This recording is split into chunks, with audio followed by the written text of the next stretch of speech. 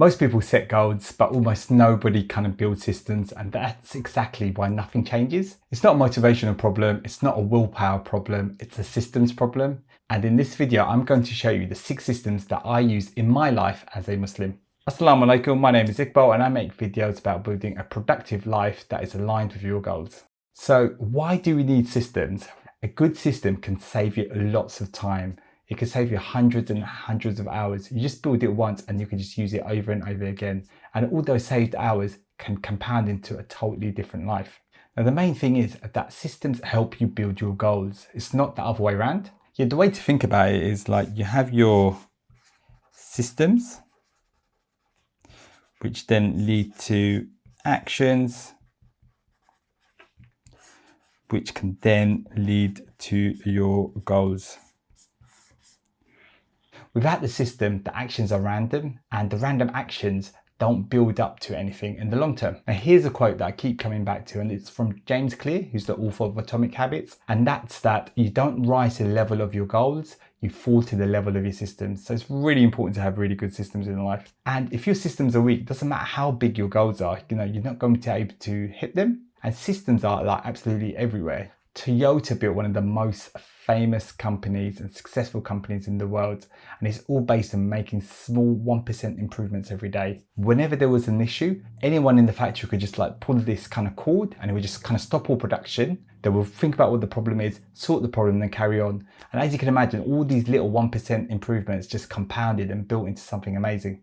Another great example of this is the British Olympic cycling team, who won like loads of medals during the London Olympics. And they had this philosophy known as the aggregation of marginal gains. So it's just that these tiny system improvements will stack up into a massive, big overall improvement. Well, another way to think about it is your favorite chai spot. You go back there because it tastes the same, it tastes nice, it's consistent. That consistency is all based on the system. They have a recipe that they follow. If they don't follow the recipe, then you get bad chai and you'll never forget about it. So it's very important that they have good chai.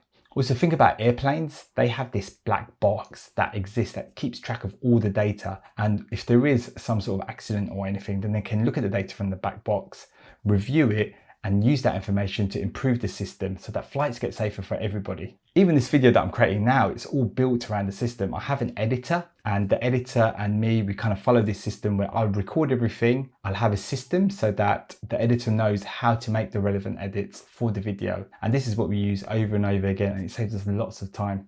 Without that system, everything is just chaos. But with the system, it means that I could produce things more consistently. But the most important thing I would say is just keep it simple. Start small. For example, like reading the Quran just 10 minutes a day.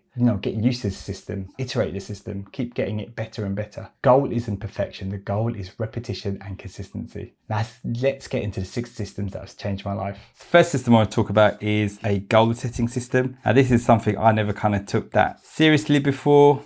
And one of the most important things is that in terms of setting your goals, I think a really good thing to do is go to like a coffee shop, a chai shop, somewhere like that. Just change the scenery, it makes a massive difference. I want to talk about this concept from James Clear from Atomic Habits, who talks about it's really important that you spend some time on deciding what you work on. Otherwise, if you're working on the wrong thing, it's not aligned with your goals, then you're just kind of going kind of nowhere and you're kind of wasting time. So how do I go about setting goals? One of the most important things I think about is anti-goals. What are the things that I do not want? So this is, for example, I don't want to get unhealthy. I don't want to have no money. I don't want to go broke. I don't want to be a bad Muslim. I don't want to be so busy that I don't spend time with any of my kids. I don't want to be so busy that I don't spend time with my wife. So anti-goals is a really good thing to think about your goals, because sometimes it's hard to think about what you actually want, but if you use anti-goals, it's a lot easier to think about what you don't want.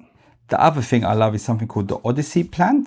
And this is something that, I heard Ali Abdaal talk a lot about. And honestly, I really love this.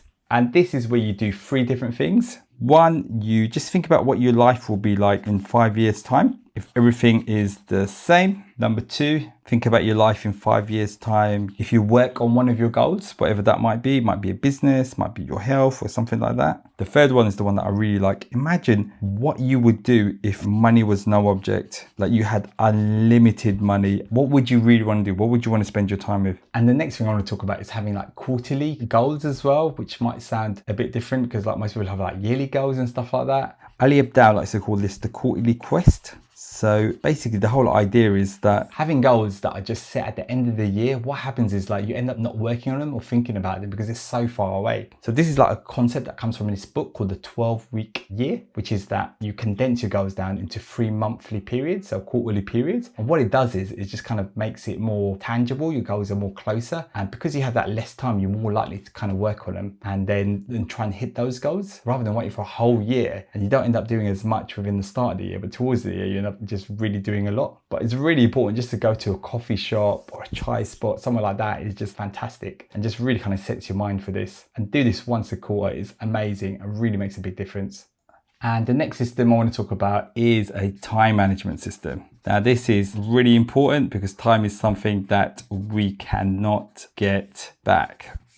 We all say we don't have enough time, and it's more kind of really of how do we use that time and using that time in the best way. Even for me as well, I'm always kind of guilty of this as well. But a really good thing to think about is we have 168 hours per week. We spend 56 hours sleeping. We spend about 12 hours on food. So that leaves about 100 hours a week. So what are we doing in those 100 hours? Most of us generally don't know where time goes. Like even for me, I just kind of sometimes like, oh my gosh, where did the time go? Where did this time just fly by? And we cannot hit our goals if our time is unmanaged. It really is as simple as that. But as Muslims, we have a time management system built into everyday life, which is the 5 prayers. So what I like to do is just think about having everything just managed around our prayers. So it's really good that we, have this system in place, and it's just about fitting in our work around this. Another thing that's really important is like a weekly reflection period. So usually on Sunday or first thing Monday morning, I'll look at the previous week. I'll look at what went well, what didn't go so well, and what I plan to do next about something. This is a great thing I got from Andika from her book, Tiny Experiments, which just talks about plus, minus, and next. Just kind of look at the last week and look at what went really well, what you'd like to kind of get rid of, and what you want to kind of move on to next. Honestly, it's very quick and doesn't take very long to do. Now this, which sounds really simple, but honestly, you need to schedule things in. If you schedule it in, you almost double your chance of actually getting that thing done. And research backs this up. So it's so important just to schedule it in. And basically, if it's not in your calendar, then it's not going to get done. And James Clear explains this really well. He talks about this concept called implementation intentions. And this is where you say what you're going to do and when you're going to do it. So for example, I say every time I wake up, as soon as I get to my desk, the first thing I'm going to do is my exercise routine. So it's very clear what I'm going to do.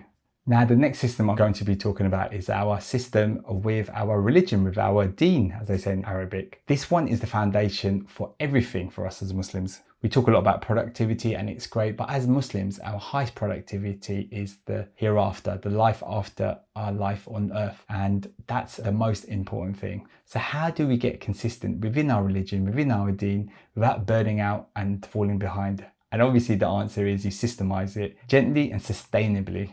Okay, one thing that I do is basically to try and be consistent with the Quran. So I try to do 10 minutes every single day. Now 10 minutes might not seem like a lot, but honestly, if you read the Quran for like 10 minutes a day, within 7-8 months, you could actually read the entire Quran. And also I keep it a bit low because if I put too much, then what happens is like, if I don't get it done, then I just kind of get really hard on myself and I'm like, oh my gosh, I never got it done. So 10 minutes is like a manageable amount that I know, even if I have the most busy day, I can still kind of get 10 minutes in. The other thing is I'm working on memorization. So I'm trying to memorize one line. Ideally sort of one line a day, but actually my brain doesn't work like that. And it can sometimes take me a good few days to learn a line. And another big thing is our 5 prayers, which is like, one of the main pillars of our religion. And these kind of really anchor our entire day. And I've started treating each of those prayers as just like a natural break within the day. And it's, subhanAllah, it's amazing how the prayers are just happen 5 times a day throughout the day. They're like natural sort of time blocks built into our day. So prayers don't interrupt your schedule, they are your schedule. Another thing that's been really important for me is like podcasts. It's such a great way to learn information about Muslims. And there's so many great podcasts out there by Yasser Qadi, Omar Suleiman. There's the Thinking Muslim podcast. There's the Ansari podcast. There's all of these podcasts. There's like loads more out there. There are so many great podcasts out there. Liana Deeb, she's recently started a new podcast, which sounds like it's going to be really good. So that's one that I'm looking forward to listening to. And the really good thing with podcasts is like not just Islamic and Muslim podcasts, is like any sort of podcast, you could just put it in the car as well. So whenever you're driving, you could just put it on, and honestly, like it's a good way to get that Islamic knowledge or just whatever knowledge, or fit some podcasts in. It just makes the car journey so much nicer, especially when you're stuck in traffic and things like that. So when you systemize it, it becomes who you are, not something that you just only kind of do during Ramadan. The next system I want to talk about is health, which is like super important. And there's a great quote that I got from an Ali Abdal video, which is that a healthy man has 1,000 wishes, a sick man only has one. And that is so true. Like whenever I'm ill, I recently had like a really bad stomach ache the other day. I think I had some food poisoning or something. All I thought about, oh my God, I just want to get better. I don't care about anything. I just want to get better. I injured my foot and I was able to walk for a while. And I thought, oh my gosh, I just want to be healthy. Like more than anything, your health is so easy to take it for granted. And also everything else on the list, the goals, the time, the deen, our religion, our business, any of it means nothing if our health is falling apart. So what we want to do is systemize it and make it practical and consistent. So one of the first things I want to talk about is diet. So I've got a really kind of easy system that I can follow, which is where I do intermittent fasting, which kind of helps my stomach and things like that. Honestly, I found it's made a big difference. We also do all our shopping on a Saturday. And then usually what happens is my wife ends up kind of cooking on the Sunday, and she'll do like batch cooking for the week. The other thing I want to talk about is the exercise system. And I prefer to do this at home because it just kind of saves me so much time going to the gym and things like that. So what I say is before I have an implementation intention, and that is before I sit down on my desk, I do exercise at that point. So it's a reminder as soon as I hit the desk that I do exercise. And most of my exercise is quite simple. I do a lot of sort of foot exercises as well using this program from the Foot Collective. And yeah, I've got like some foot pain and stuff. And honestly, that's been a really good program. I do like kettlebells and things like that. Honestly, I just do it in this room here and it's very easy to do. I don't have to go to a gym or anything like that. Another really important thing is sleep, which is something that I neglected for years and years. And what I do is, and which I found has been a bit of a game changer, is having a Kindle by the bed. So kind of avoiding the phone and just having the Kindle and reading a book as well. But what I would say is more importantly is I try and have a fiction book. I'm currently reading Red Rising, which is really good. I'm on like book 3 and it just kind of helps switch your mind off. I used to before have like loads of business books and things like that, but I've kind of like stopped that now. And the key thing I want to talk about is having this sort of bounce back protocol, which is something Matt Gray has spoken about. He's really big on systems as well. And that's that, you know, we're not perfect. You know, we're going to make mistakes. We're going to drop off. The most important thing is just kind of jump back in as soon as possible. So it's just progress over perfection. And honestly, you're going to make mistakes. I thought I used to like really beat myself about that. And yeah, it just takes time just to do it. So progress over perfection always. Now, the next thing I want to talk about is just some sort of social system. When I mean this, I mean, it's just about connecting with the people that are most important to you. Life gets busy, you have kids, you have your wife, and it's important to spend time with them. And I've read this book from Dr. Julie Smith, which is about why did nobody tell me this before? And basically it's just that we are social beings. We need to be around other people and interact with them. And it's about not just hanging out with anyone, but hanging out with the right people. It's not just about work. I also need to go out, be with family, be with the kids, be all of that. And all of that stuff is kind of good for me as well. And it makes me feel better and energized. If I'm just work, then, you know, it just makes like a big difference that I need to have that social connection. And also, most importantly, you know, I need to have my chai. I need to have my chai regularly because I absolutely love it. So it's important to do that and try and systemize that as well.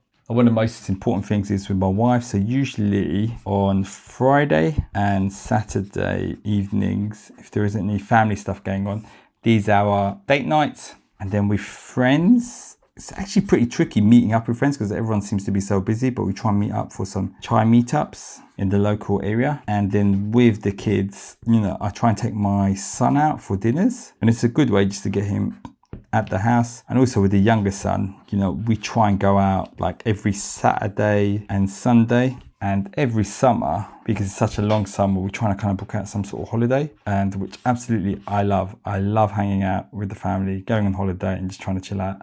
And I really want to talk about this article written by Tim Urban on his Wait But Why blog online. And it's a very famous article called The Tail End. And he's talking about how by the time you're 18, you would have spent 80% of the time with your parents that you will for the rest of your life. So for the remaining years of your life from 18 onwards, typically what happens is that's when you're just spending the last 20% of your time with your family, with your parents. So yeah, it just kind of made me realize how important it is to see our parents as much as we can. And you know, I know it's not always possible for everyone because people have to live away and things like that. But yeah, just to try and, it's important for me to try and see my mum as well as much as possible. So this system is about protecting that and trying to make that time beforehand with the family and your social connections. Next system is your finance system. So I remember I had lots of money and money would just kind of just go through my fingers like nothing. So one thing that I love to do is definitely having a spreadsheet. I kind of like track where the spending went, spending last month. And also it's really important just to keep this simple. And like 70% correct is fine. Like don't try perfection. But one of the most important things I would say with your finance is just to automate everything. So I have money that goes into savings and I've also got investments. In the UK, we have these things called ISAs, and also I've got like these junior ISAs for my son.